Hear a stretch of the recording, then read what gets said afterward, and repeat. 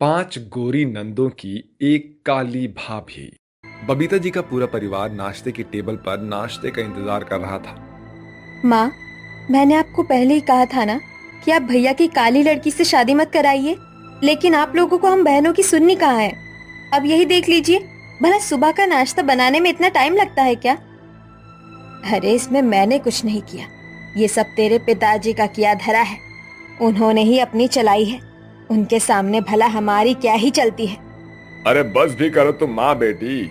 बेशक हमारे घर की बहू है तो क्या हुआ, तुम तो 5 बहनें हो, लेकिन तुम्हारी इतनी भी नियत नहीं करती कि तुम अपनी भाभी की थोड़ी मदद करवा दो। हर रोज नाश्ता करती हो, लंच करती हो, अपने कॉलेज के लिए निकल जाती हो। हमें पता था पिताजी, आप हम बहनों को ही कुछ न कुछ सुनाओगे। इतने में वहां पर रूपा सभी के लिए नाश्ता लेकर आ जाती है। नाश्ता देखते ही पांचों नंदों ने सारा नाश्ता जमीन पर फेंक दिया। भाभी, आपको ये सुबह सुबह आलू के पराठे बनाने के लिए किसने कहा था? आपको पता है ना कि हमें सुबह सुबह मैगी या फिर पास्ता खाने का शौक है। फिर भी आपने ये जानबूझकर किया। यही खाकर तो आप काली हो गई हो और दिन पर दिन और भी बदसूरत होती जा रही हो। हाँ, ये खुद तो गोरी हो नहीं सकती, इसीलिए हमें इस तरीके का खाना खिलाकर अपनी तरह बनाना चाहती है। चलो, हम कॉलेज की कैंटीन से जाकर नाश्ता कर लेंगे। दीदी, ये नाश्ता तो मैंने अरुण जी और सासू माँ और ससुर जी के लिए बनाया था। आप लोगों के लिए तो मैं अभी नाश्ता लेकर आने वाली थी। रहने दो भाभी, अब ये दिखावा करने की कोई जरूरत नहीं है। आप ऑलरेडी हमारा मूड खराब कर चुकी हो। ऐसा कहकर वो पांचों बहनें वहां से उठकर कॉलेज जाने लगती हैं। चलिए माँ पिताजी, अब मैं भी चलता हूँ, आज का नाश्ता तो जमीन पर बिखरा पड़ा है भैया। इस तरह अरुण भी अपने ऑफिस के लिए निकल जाता है, जिस पर उसकी सास रूपा को बहुत सुनाती है। सच में नाम तेरा रूपा है, लेकिन तू अपने रूप के बिल्कुल विपरीत है और दिमाग भी रत्ती भर का नहीं है तेरे में। तूने तो आज सबका मूड ही खराब कर दिया। वैसे तो पड़ गई होगी तेरे सीने में ठंडक। अब तू यहाँ खड़ी क्या है? जा, जाकर घर का काम कर। ऐसा कहकर बबीता जी डाइनिंग टेबल से उठ जाती है। ये सब देखकर रूपा वहीं पर रोने लगती है। वहीं दूसरी तरफ पांचों बहनों में से 3 बहनें कॉलेज के कैंटीन में जाकर सबसे पहले बॉयफ्रेंड के साथ नाश्ता करती हैं। यार आज तो तुम तीनों ही कॉलेज जल्दी आ गई, क्या बात है? हाँ सच में, नहीं तो तुम तीनों का तो हम दोस्त इंतजार ही करते रहते हैं। अब क्या बताऊं यार, भाभी ने तो आज सारा मूड ही खराब कर दिया। जैसी उनकी शक्ल है वैसा ही उनका दिमाग भी है। अरे यार, तुम पांचों बहनें तो इतनी सुंदर हो, तो फिर तुम अपने भाई के लिए मतलब इतनी काली लड़की क्यों लेकर आ गई? भाई, इसमें तो सब किस्मत का खेल है। अब मेरा भाई पिताजी की बातों को तो नहीं काट सकता था ना। अच्छा ये बात है। वैसे तुम्हारी और 2 बहनें नहीं दिखाई दे रही हैं, आरती और पूजा, वो कहाँ हैं? अच्छा, वो दोनों, उन दोनों की बात मत करो। उन पर पढ़ाई का अलग ही भूत सवार है। वो हमारे बीच कहाँ रहती है, होगी अपने किताबों के बीच गुम। वैसे छोड़ो उन बातों को, लेट्स गो। अब हम कहीं लॉन्ग ड्राइव पर चलते हैं। Why not? ऐसा कहकर तीनों बहनें अपने अपने बॉयफ्रेंड के बाइक के पीछे बैठकर लॉन्ग ड्राइव पर चली जाती हैं। और ऐसे ही सुबह से शाम हो जाती है और शाम को उनके बॉयफ्रेंड उन तीनों को उनके घर पर छोड़ने के लिए आते हैं और गले मिलते हुए उन्हें बाय कहते हैं। ये सारा दृश्य बालकनी में खड़ी होकर रूपा देख रही थी, जिसके बाद वो अंदर जाकर अपनी सास से कहती है। माँ जी, आपको तो पता है कि जमाना कितना खराब हो गया है। अभी मैंने तीनों ननंद जी को देखा कि वो किसी लड़के के साथ आई और उनसे गले मिल रही थी। अब ननंद जी भी बड़ी हो गई हैं। अब मेरी माँ ने तो आप उनकी शादी कर दीजिए। रहने दे बहू, तेरी सोच आज भी गटर के उस कीड़े जैसी है जो दिन भर रेंगता है और अपने कीचड़ से बाहर नहीं निकलता। और रही बात मेरी बेटियों की शादी की, तो उसकी फिक्र तुझे करने की कोई जरूरत नहीं है। बढ़िया है। ये हुई ना बात माँ। वैसे भाभी, हम बहनों ने आपको देख लिया था कि आप बालकनी में खड़ी हैं। हमें तो आपको देख के साफ पता चल गया था कि आप हमारी चुगली जाकर माँ से जरूर करोगी। हम बहनें आपको लास्ट बार समझा रही हैं कि आपको हमारे मामले में पड़ने की कोई जरूरत नहीं है। आप हम बहनों से दूर रहिए। आप अपनी काली शक्ल हमसे जितना दूर रखेंगी, आपके लिए उतना बेहतर होगा, समझिए आप। इस तरह ताने मारते हुए वो तीनों बहनें वहां से चली जाती हैं, लेकिन रूपा अपनी नंदों की बात का बिल्कुल भी बुरा नहीं मानती और वो अक्सर यही मौका ढूंढती कि वो अपनी पांचों नंदों का दिल जीत सके। वो अपनी नंदों का कमरा साफ करती, उनके कपड़े धोती और उनकी जरूरत की हर चीज उनके लिए लेकर आती थी। एक दिन पूनम, कहाँ है तू? जरा मेरा सिर तो दबा दे, मेरा सर बहुत तेज दर्द हो रहा है। पूनम उस समय बाथरूम में होती है और शीतल सोफे पर आंख बंद किए अपने दोनों हाथों से सर को पकड़े हुए बैठी थी। तभी वहां पर रूपा आ जाती है और वो शीतल का सर दबाने लगती है। आहा पूनम, क्या जादू है यार तेरे हाथों में, वाह मजा आ गया। क्या मसाज करती है तू, आहा, वाह वाह वाह। तभी पूनम बाथरूम से बाहर आती है और शीतल पानी पीने के लिए अपनी आंखें खोलती है तो सामने पूनम को देखती है। हैं? तू यहाँ है? तो मेरी मसाज? शीतल पीछे पलटकर देखती है, फिर रूपा को देखते ही वो गुस्से में आ जाती है। ईयू, छी छी छी, इतनी देर से तू अपने काले हाथों से सर दबा रही थी। हे भगवान, अब मुझे नहाना पड़ेगा, वो भी गंगा जल डालकर। कहीं इस कल्लो को छूने से मैं भी काली ना बन जाऊं। यू इडियट, खबरदार, आज के बाद मुझे हाथ लगाया तो। ये कहकर घमंडी नंद जल्दी से नहाने चली जाती है और ऐसे ही कुछ दिन बीतते हैं। पर घमंडी नंदों की आदत में कोई सुधार नहीं आ रहा था। वो अक्सर अपने बॉयफ्रेंड्स के साथ अपने मोहल्ले में चक्कर लगाती हैं, जिस वजह से मोहल्ले का भी माहौल थोड़ा खराब हो रहा था।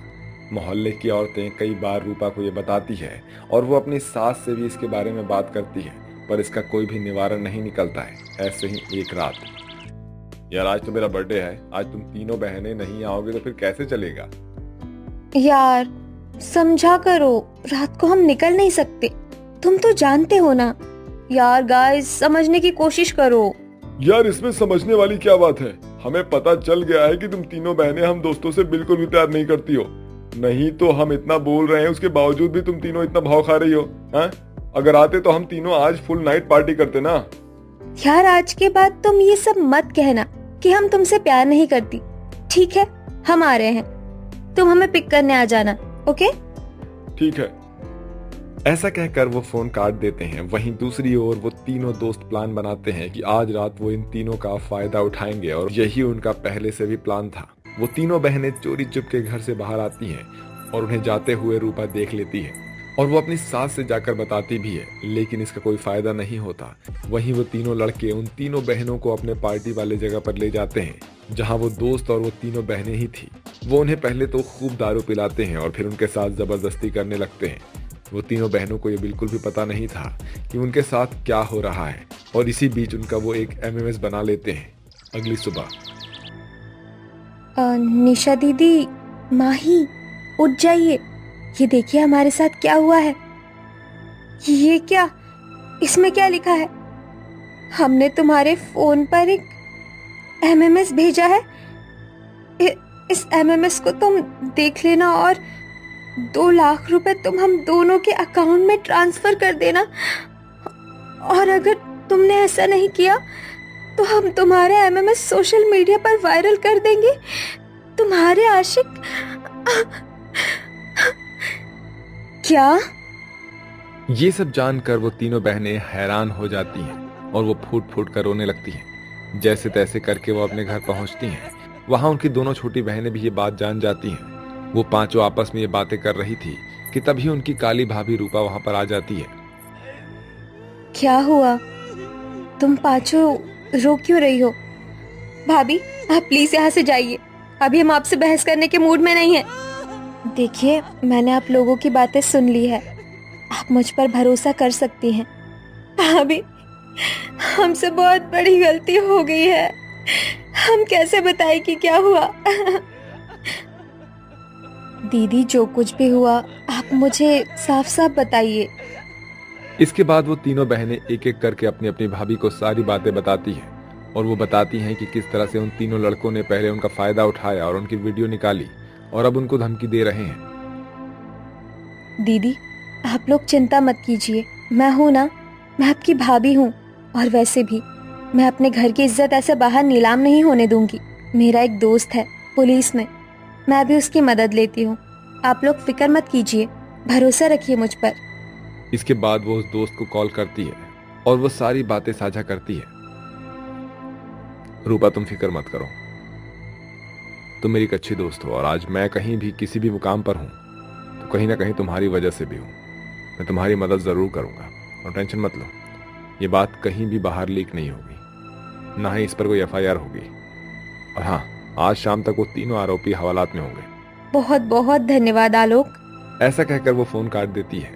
ऐसे ही सुबह से शाम हो जाती है और वो तीनों दोस्त हवालात के अंदर बंद हो जाते हैं, जिसकी खबर लेकर आलोक उनके घर आता है। तभी बबीता आलोक को देखती है।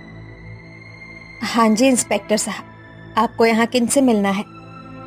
जी, मुझे रूपा से मिलना है। जी, रूपा से?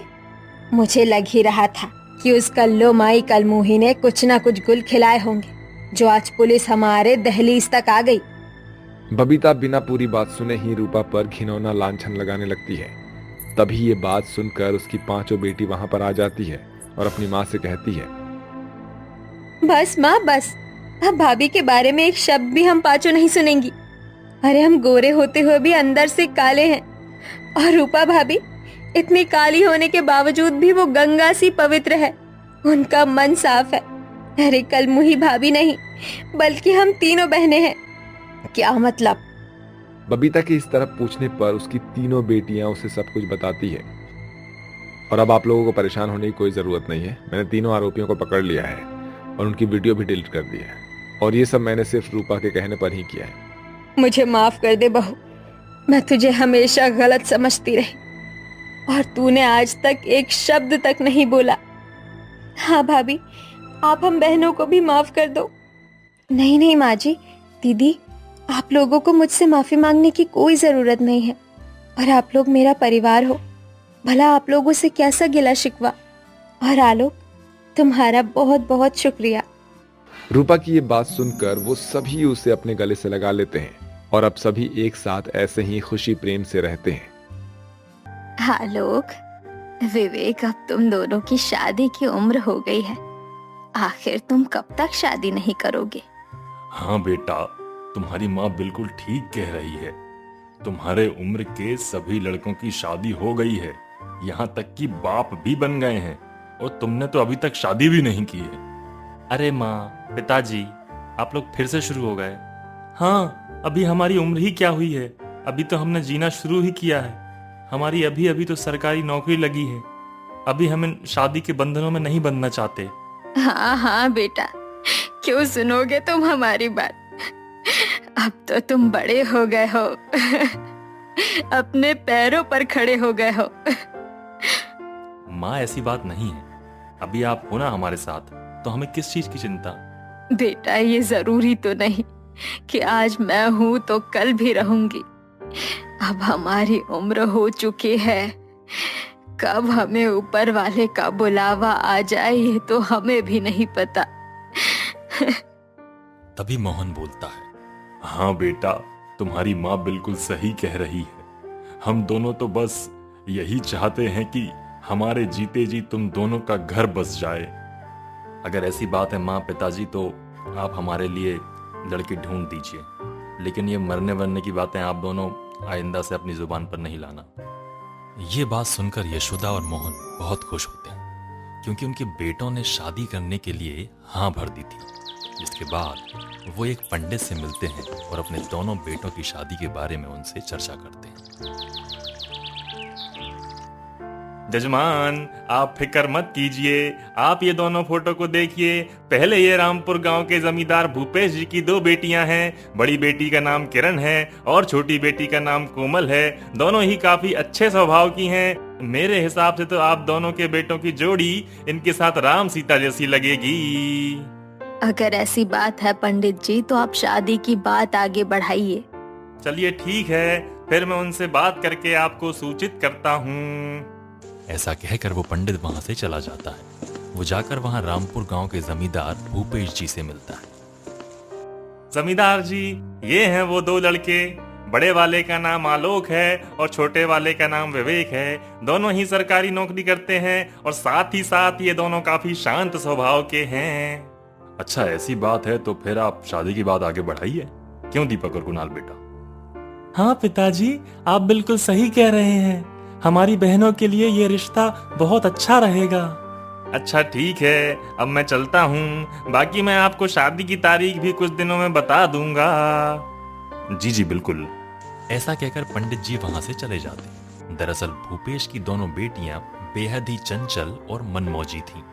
उन दोनों में ही अभी बचपना था। जब भूपेश यह बात अपने घर पर बताता है तो वो दोनों बहनें काफी खुश होती हैं। कोई रोक सके तो रोक ले, मैं नाचती छन छन छन छन छन, पालकी में होके सवार चली रे, मैं तो अपने साजन के द्वार चली रे, मुश्किल से मैंने ये दिन निकाले, जल्दी से ले चल ओ गाड़ी वाले। अरे बस भी करो तुम दोनों, शादी की बात सुनकर भला कौन सी लड़की ऐसे गाना गाती है। अरे माँ, हम गाती हैं और कौन।